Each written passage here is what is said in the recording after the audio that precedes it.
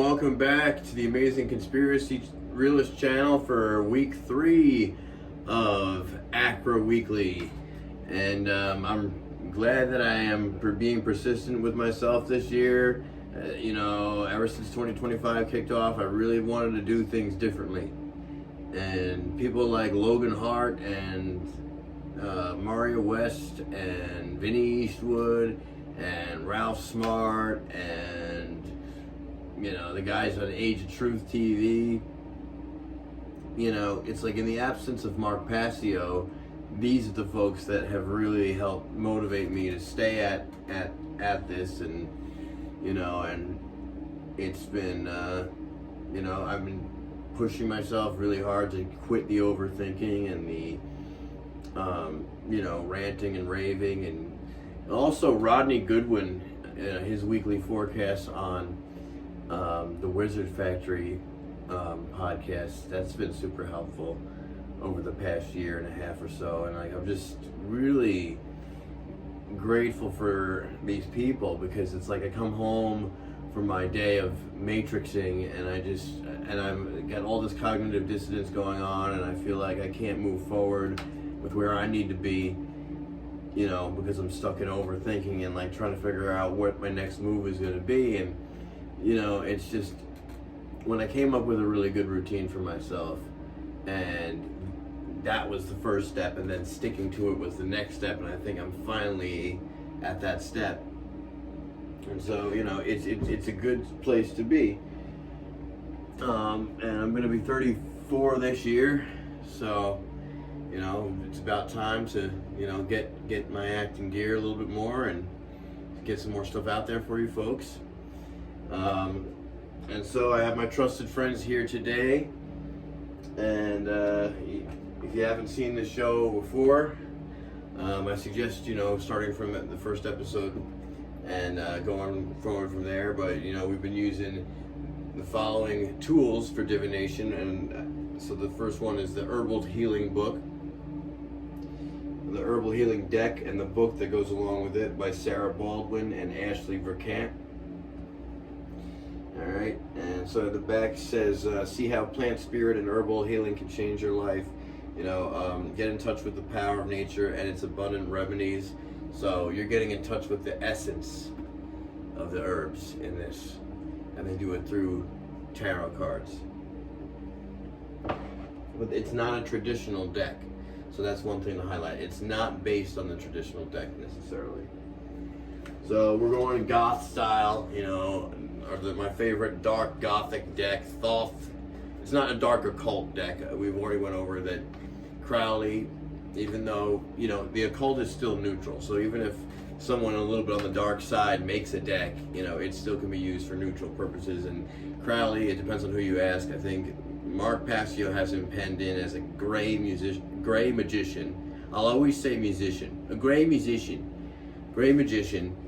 and it's questionable, But the thing is, the Thoth deck is still a very insightful deck, and the artwork is, really awesome. Lady Frida Harris painted it, so I'm really stoked on her artwork in this, and the simplicity of it. The cool thing about it is that he just uses one word. He does say what suit the cards are in or what archetype they are, but he'll still use like a one word. Well, not for the, for the major arcana cards, he doesn't. He just uses the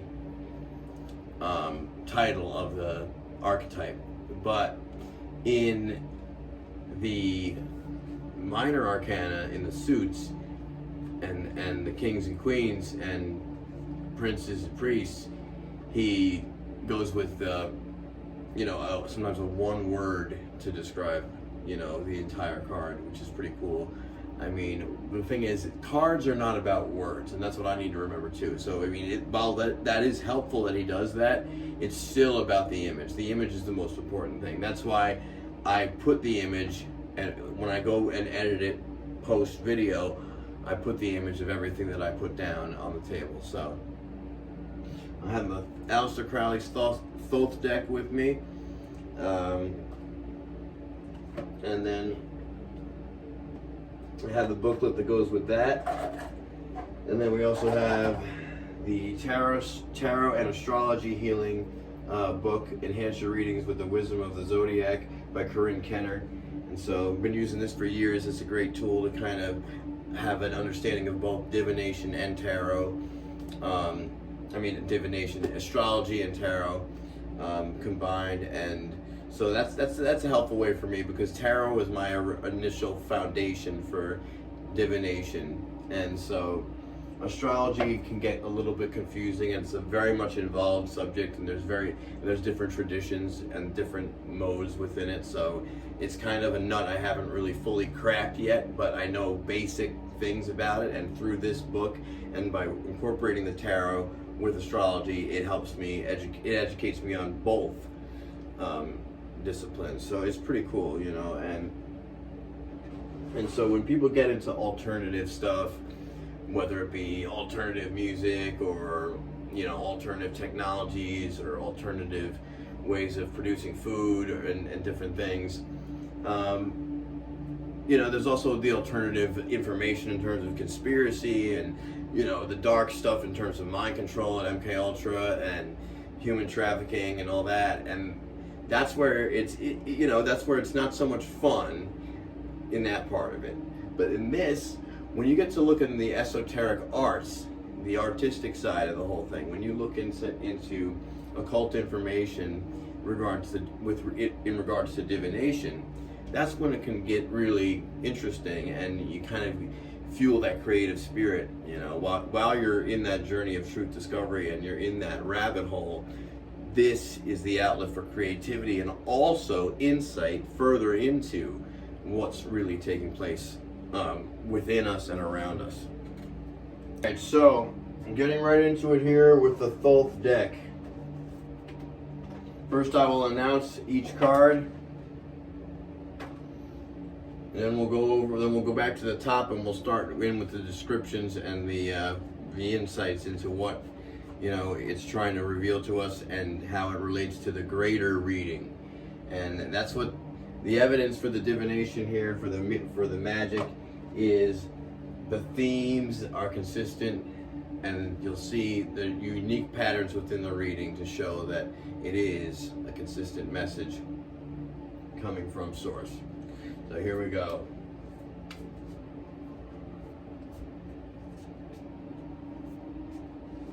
And it's always good for people to just, while you're shuffling the cards, you don't have to be an expert shuffler, although some people will say you should be, but that's what happens. See, I'm not an expert shuffler, but then another week in a row we have the Hanged Man. So, well, last week we had Justice, the week before was the Hanged Man, so we're back to that.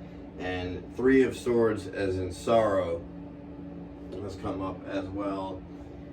And so we're going to explore that more, right? Because every card has a shadow side, and so when you have a darker card that's like up front, then there might be also a positive spin on it as well.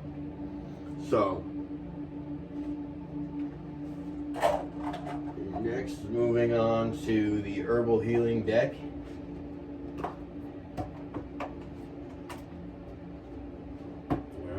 Shuffle the cards, and you don't have to be an expert shuffler. What can happen is a card will just pop out, but yeah, even if you're not, a good thing to do is take a deep breath and really focus on your third eye and your crown chakra and your heart chakra and really zone in. Very important to do the reading in a meditative state.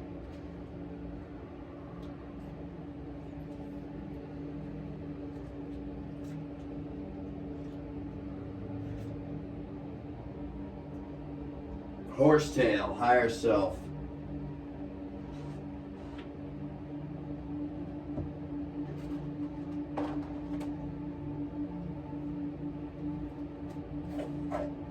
Alright.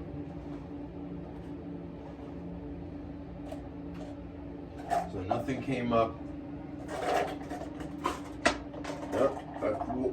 One, I see, the thing is, I'll accidentally carelessly pick something up. It'll drop on the floor or something, and then I'll say, no, I gotta pick it up, put it back in. Wait a second, that's the one. So what do we have here? Red Jasper. Now we never got that come up yet. Strong protection gemstone. It helps to balance the emotional energy in the body. Alright, so we'll start with that. I haven't been putting the crystal card up first, but I think that we'll start with that. It's just a basic, just a protection stone, a revitalizing stone, a fortification stone. Alright, so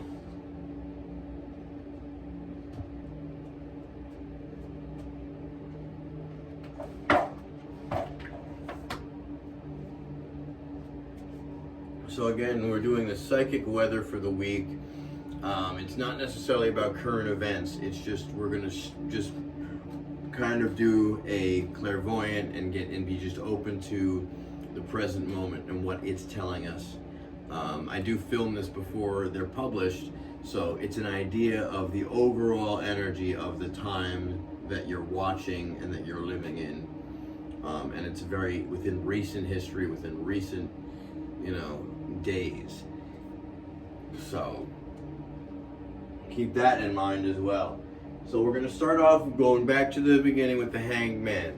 So I went into the description of this a few weeks back. We'll dive deeper into it now.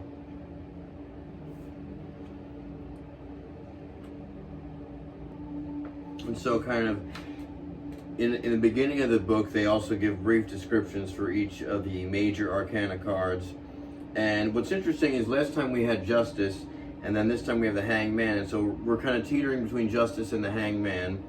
And so it's like that's the point in the cycle that we're at. So after that, because when we're looking at it, the tarot from the Path of the Fool perspective, that's what I call it in my mind.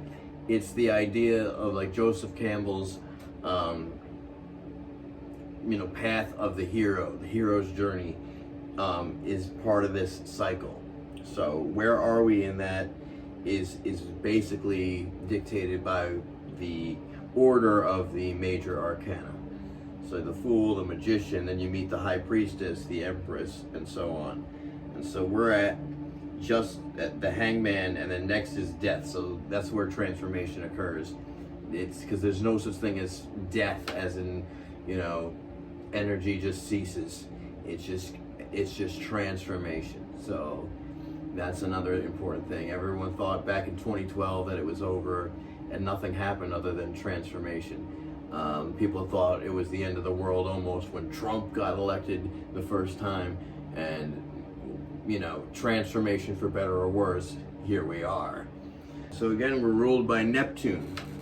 Now what's great about this is I was just reviewing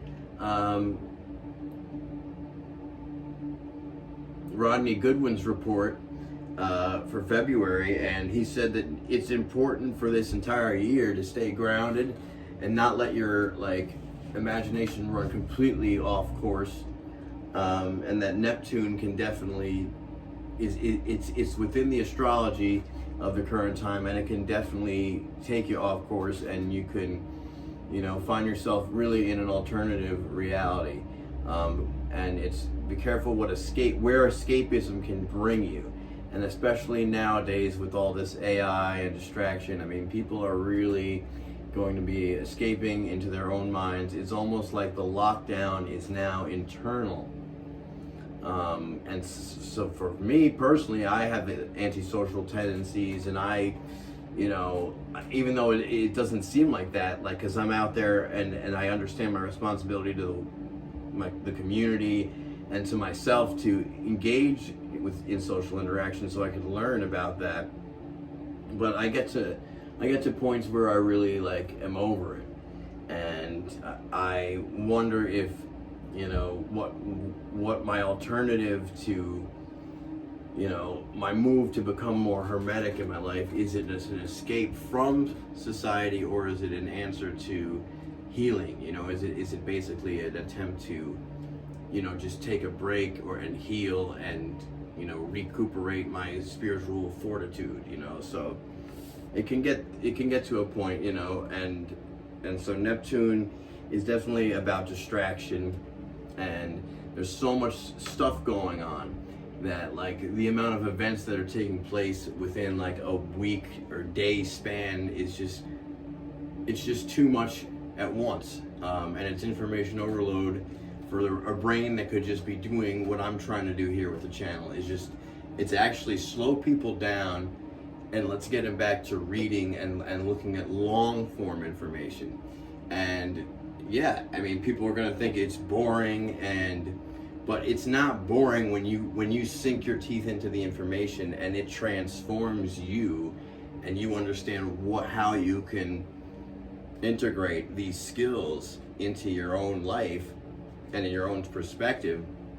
Because, you know, understanding things is not always fun, but at least you're coming from a certain foundation, and that keeps you grounded. It keeps you from going off the rails into, you know, becoming one of those conspiracy or alternative people that's not really cued into, you know, the basic and fundamentals of just, you know, understanding it's about the suppression of consciousness. It's a war on consciousness, and the modus operandi is mind control. Like, these are some basic things that people are going to get missing, because there's so many different other avenues to go down, and there's a lot of fictitious shit out there, like, especially, you know, flat earth comes to mind. And then, of course, you know, there's the mainstream UFO community that's popping up, and it's like, there's all these questions about these drones, and, you know, there's a lot. And then, of course, with the fires going on, the drones, you know, people are asking, you know, thought-provoking questions with that, and then other people are saying, shut the fuck up. So it's like, you know, the same old kind of back and forth, but now the events are getting stranger and weirder. And today I heard from Kathy O'Brien on Age of Truth TV. She said that when she was in the program MK Ultra, they said that the last card that they pulled before they do the big switcheroo is going to be some type of alien invasion type of situation. So, I mean, brace yourselves out there for anything. Be prepared for anything.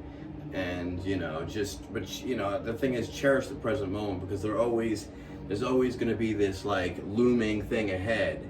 But, you know, then the story changes, and there's different circumstances. And, you know, I think partially what's happening to the elites is that the will of the people is not overpowering them or messing with their agenda, but it creates it so they have to create some kind of, I guess, like irrigation. I don't know how to describe it. Like, they just have to circumnavigate between people's ambition and drive, because people have strong drive and ambition to succeed in the world, and sometimes their own personal agenda to strive for success can come into conflict with the elites if they become too successful. And that's when they have to start to mingle with actual people who might just blow the whistle, and it might go awry. And so when you're dealing with evil and chaos, you're hanging by a thread. So you found something that works, and you're able to get away with the evil by suppressing, you know, the truth from people, by occulting information, and then using mind control and all these technologies to mess with people's heads. And then it comes to a certain point where people are still, you know, striving to make money, striving to be successful, striving to get ahead in industry. So when a new crop of people come up who are not dark occultists, you know, there has to be some kind of exchange where they decide they're going to, you know, sell their souls, for lack of a better word, or they only see a certain portion of the control system and they are accepting of that. So you don't know what happens at that compartmentalized level. But I think that's where the elites might run into some trouble, if they are going to run into any, in this plan. So, and I just don't want people to think, because I said, you know, Kathy O'Brien saying that there could be, that this is the final card before they like pull the, you know, global government card. Like, it's not set in stone. And of course, with knowledge and with, you know, the power of the human spirit, we can change that. We might not change it for the total better. We might just, you know, take them off course for a little while or something like that. So, but I think people in their own personal lives, it's not about like, take a mass action, let's all organize and picket and this and that. I'm saying that you need to do the shadow work, and this is the time to begin if you haven't begun. The journey of truth discovery, letting go of beliefs that don't serve you, i.e. like the belief in the legitimacy of authority, because that legitimizes slavery. And so it's like in the smaller natural law-based truth community, the community within the community, this is understood. But we can't even get past that, for mass, grasping of that. There are more people that are aware of, bigger organized crime networks, in high level industries and,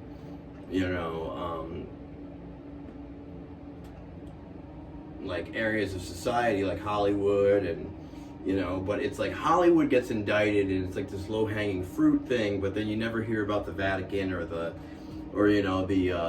White House or Pentagon. So that's where we really need to kind of shift. If there's going to be a major shift, that's the focus that people need to take.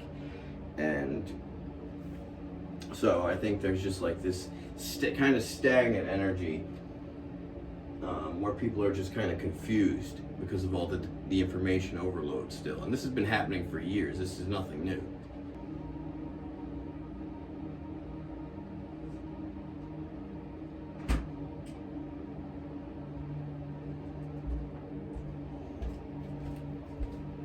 All right, so now we're going to take a second to see where sorrow plays a role in all of this. According to Corinne Kenner, the Lord of Sorrow, right? Lord of Sorrow and Tarot, and Aleister Crowley in the Thoth deck has sorrow also down for the Three of Swords, and yet, so Saturn in Libra.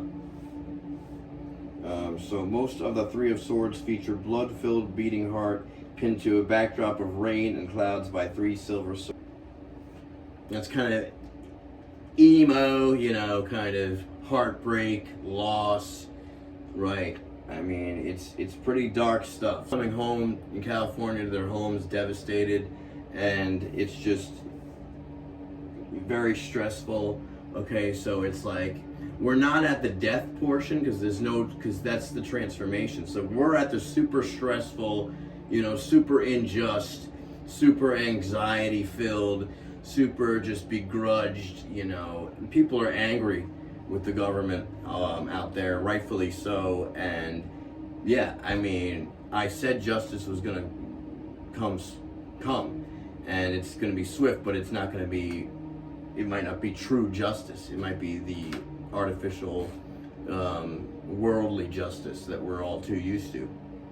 It's more like injustice, and so people are asking questions, even if it's not conspiratorial questions, they're asking questions about, who cut the budget on the fighters, and, who's really responsible for all this, who fucked up with their job that needs to get fired because this all happened. And so, yeah, and people are just doubting the liberal government out there that was, just making a lot of promises and then just kind of dropping the ball. But I mean, that's just more left, right, back and forth stuff. And so, yeah, anything that happens is going to ignite that debacle. What I think is frightening on an intuitive gut level is the drone sightings and all the crazy shit that people were posting about what they were seeing in the skies out there, and then all of a sudden everything's on fire, and then everything's not, and then it's just, and so when the media starts to say the same thing over and over again, and the public starts to say the same thing over and over again, they think they've created a consensus that equals truth, and it does anything but. It's just a consensus matrix when the truth could be somewhere else, and they don't want to acknowledge that. So it's just the wind. It's the wind. That's what you're going to hear over and over again. It's the wind. You don't understand. It's the wind. And like, yeah, I mean, I'm not saying it's not totally the wind, but there could be other things going on as well. So I don't doubt that either. And, you know, this card reveals that it's dark, nefarious, it's the same evil that we've been seeing that's been traumatizing us and terrorizing us for decades and decades, and everyone just thinks it's a bunch of random shit. So Libra is at the height of its power and potential. It's not free to float among the clouds as its airy, intellectual nature would like. Instead, Libra is weighed down by the worldly restrictions that Saturn imposes. So some of those impediments are simply the result of being human. On Earth, our time is limited, and our physical, spiritual, and emotional energy is closely tied to our bodies and our surroundings. I think that, kind of correlates back to the idea that there's no permanency in anything. And while it might feel like you're gonna have your worldly possessions and that they're like an attachment or an extension of yourself, everything must go eventually. So it's a very frightening and daunting thing, but it is a part of the cycle. It is a part of what we're experiencing here. And so, horsetail higher self. So it's not about escaping into alternative realities, because anything like that, a negative form of escape, always makes it that much harder when reality hits. So where is there to go? There's no other place to go other than tapping into the wisdom of Mother Nature, tapping into the wisdom of spirit, and this dreamlike experience that we are having, and what the whole moral of it is. Why are we in this simulation where there's good and evil, and there's truth and lies, and there's cover up, and there's deception, and there's abusive relationships and things like this. So what is the point in all this? Is it just pointless torture? Is it that nobody really knows, or is it that we are supposed to learn something about consciousness, about what's truly right, objectively, without, confusion?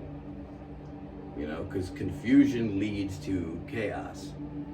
When you have order within, you can experience external anarchy, which is external freedom, which is something that I believe is achievable. There's more places in the universe than just Earth, and there's more dimensions than just this third dimension, and there's going to be civilizations that are higher on the Kardashev scale than we are. It's inevitable. And so horsetail higher self, in terms of the herbal essence aspect of this,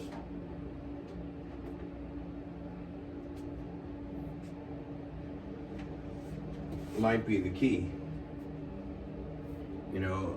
People returning to nature. I mean, California, Hollywood, it's always gotten shit for being a very artificial, materialistic place. And so now a lot of the people there are faced with the fact that they have to rebuild their lives, and they're going to be getting in touch with, in this tragedy, is they're going to find a stronger version of themselves that's able to actually dig themselves out from under this, and they'll be stronger people after it. I mean, it's not saying you need this to happen in order to become strong. It's just that the people will learn about the power of the human potential by overcoming these challenges. And that's just what I can intuit about the card before I even get to the description. Horsetail. So what is that all about? Higher self. It's in the herbs category. So she starts off with a quote from Ralph Waldo Emerson saying, "Every man is divinity in disguise, a god playing the fool." Wow. So what a better way than to tie in to the theme of self-empowerment, finding the inner warrior within you, you know, the inner hero, you know, during times of great peril. That's what we really need to cultivate, and it all ties in with courage. But then we're also looking at the shadow here with the moon and Neptune, and it's like you have the courage, you have the will, but then the energy is being misdirected and misfired in some way that you need to figure out.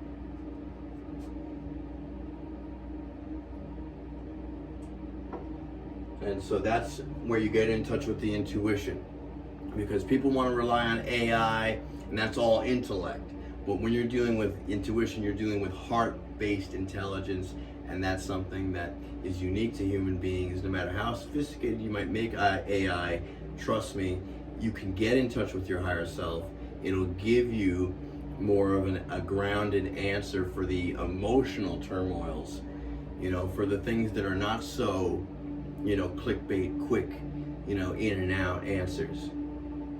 The things that might take meditation and contemplation, the kind of things we're talking about here. So the plant is a great source of silica, which helps the body maintain healthy bones, hair, and nails. Horsetail supports the healing of connective tissue and is a mineral is in our blood and brain, and it helps form collagen, which keeps our skin healthy and young.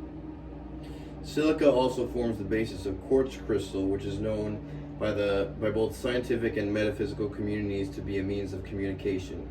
Quartz is used in our computers, televisions, radios, mobile phones, clocks, and other communications devices. So we actually have a card that we've pulled where we have Neptune is present in the reading, where that deals with alternative realities. And then you actually have a card that has the element that actually, the quartz crystal that actually creates the technology that we use.